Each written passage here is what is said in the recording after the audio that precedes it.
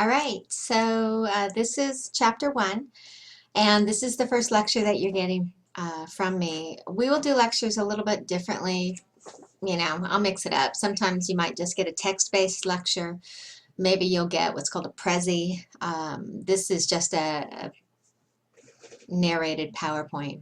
Um, so anyway, so chapter 1 is the fundamental chapter. If you have had other communication classes, then some of the fundamental concepts in here might ring a bell. They might sound vaguely familiar to you.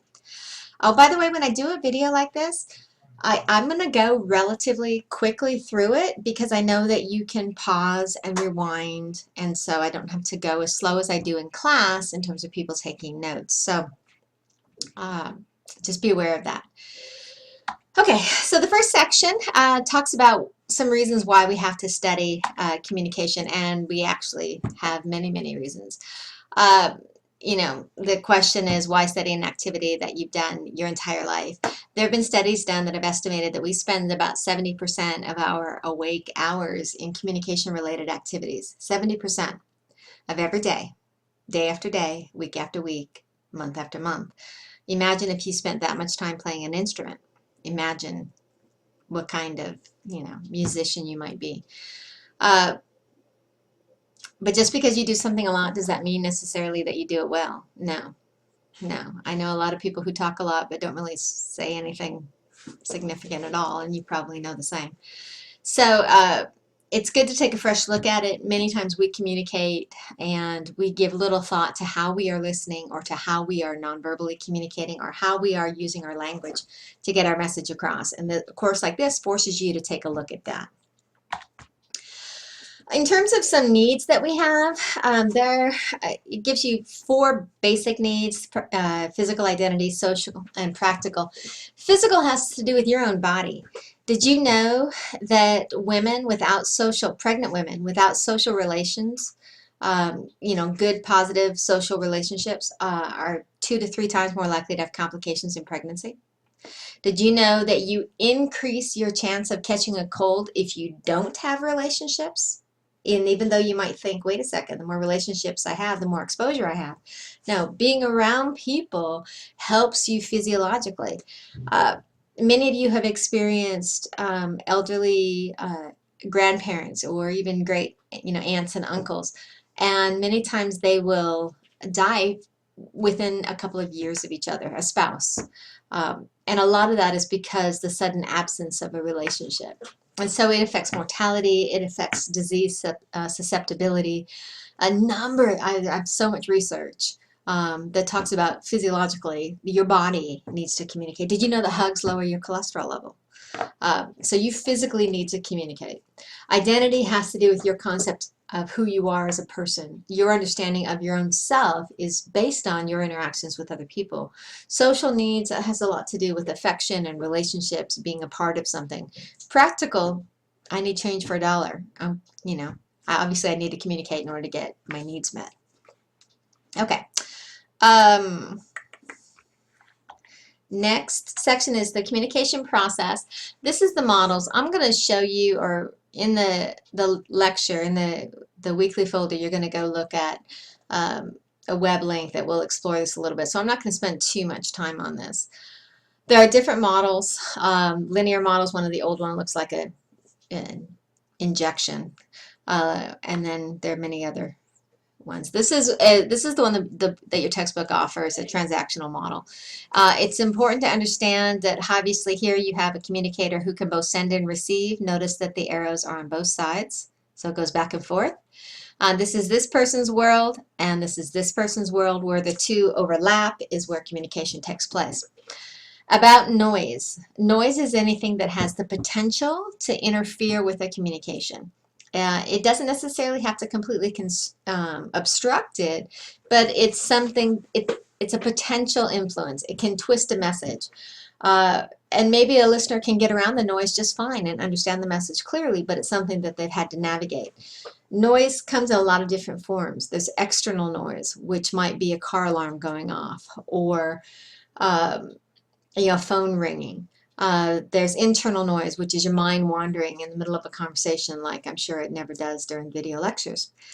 It might be thinking about a conversation that you need to have with your boyfriend, or whether or not your wife's going to be really ticked off at you when you get home, or what your boss is going to say when you give notice, and you're sort of mentally playing these things out. That's internal. Uh, then there's semantic noise. Semantic noise has to do with language. When you just don't understand the jargon, when somebody comes up to you, and whether it's a use of slang, and maybe they're using a phrase that you haven't heard before, or maybe it's a technical term that you don't know the meaning. Maybe I want to talk to you about the axiological ramifications of your epistemological rhetoric, and I'd like us to have that discussion right now and talk about the heuristic value of that. That was English. But obviously, those are some pretty hefty words that took me a long time to learn. And so that might be a case of jargon. My brother is a mechanic. Believe me, he can completely obliterate. I, as a listener, cannot understand him if he starts using mechanical terms because I don't know what they mean. And a channel is how. That's the means. Whether you do something in writing, a text message, face-to-face, and so on. So here, some insights. I'm going to let you go to the book for this and take a look at that a little bit later. Okay. Some fundamental principles. These are important. These are basic characteristics of communication. The idea that it's transactional, that it goes back and forth, that there's an interdependence amongst the people. The idea of content and relational dimensions, very interesting. Men tend to speak more content. Women tend to hide relational messages within content, and it becomes a very sticky gender issue. Intentional versus unintentional, that deliberate putting into words what I'm trying to say, and yet my tone of voice gives away my real feelings. Irreversible, you got one shot to say it right, and you can't exactly replicate what has happened. Misconceptions. There are a lot of misconceptions, and I thought about beginning with these, but I didn't want to start off on a negative tone. But not all communication seeks understanding. There's some communication that just is because I just need to vent because I just had a sucky day. And there are times when the best thing I can do is just shut up. I'm a teenager, and there are times mom just talks too much and I need to stop, and the more I talk does not make it better. And communications does not solve all problems. It's a great tool, one of the best tools, and it solves many problems. But it's no guarantee. It's no magic recipe. It certainly doesn't solve all, nor is it a natural ability only. It's something you learn and something you can grow in your skill set.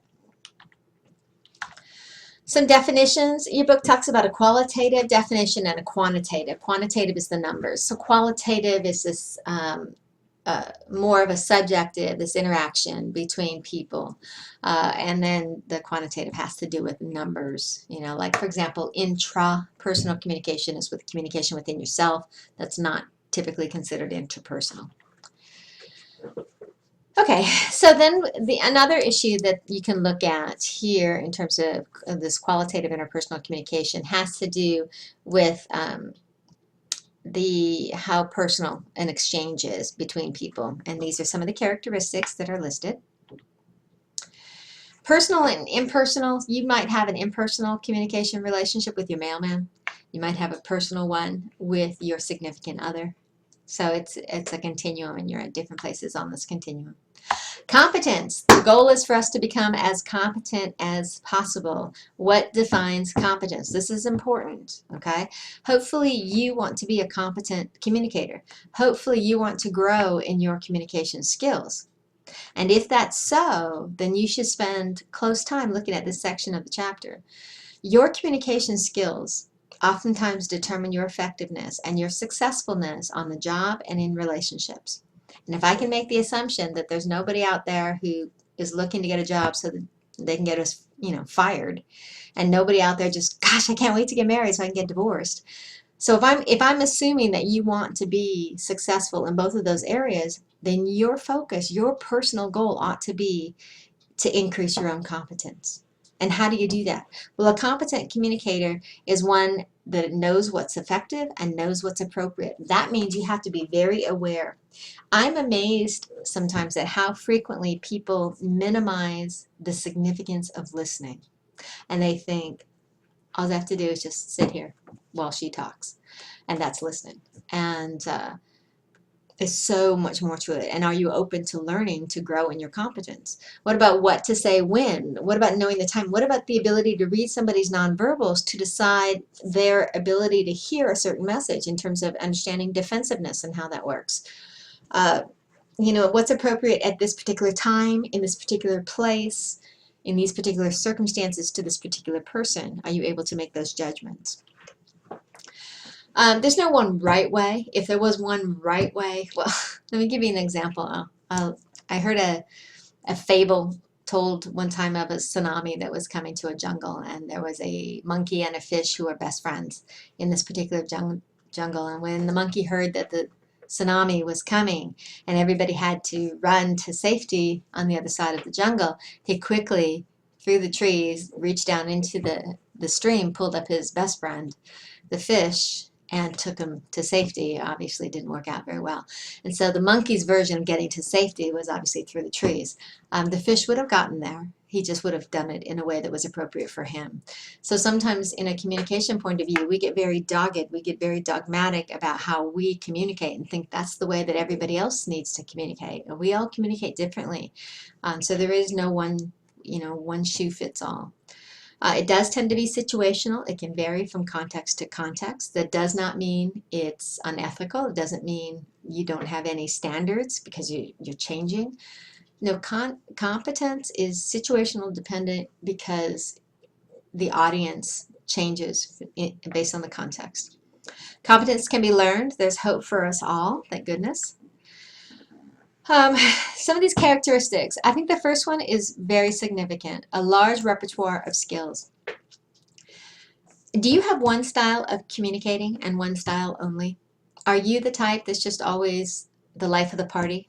Always just kind of loud, goofball, maybe sarcastic edge to your communication? You get people laughing, but you don't handle serious conversations very well. You don't handle vulnerability very well. You don't handle situations where you don't have control very well.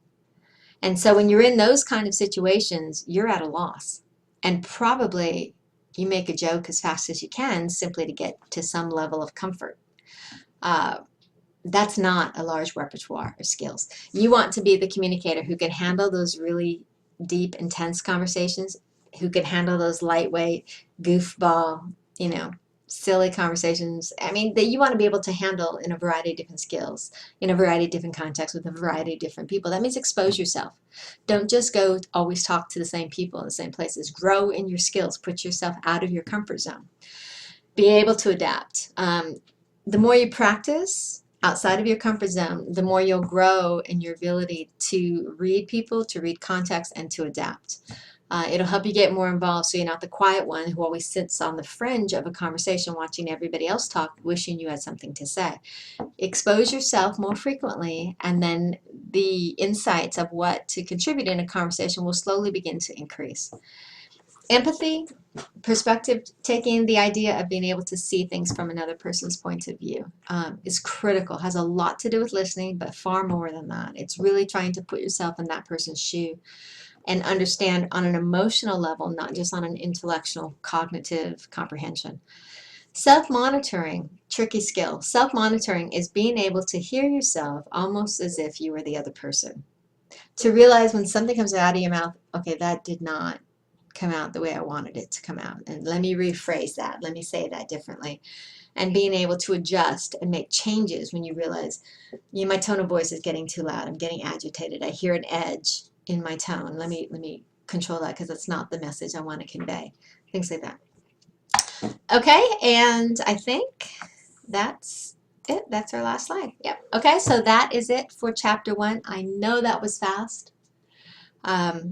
Take the time, read the book, read it carefully, and go back, pause, and rewind with any of this that you want to. And I will see you online.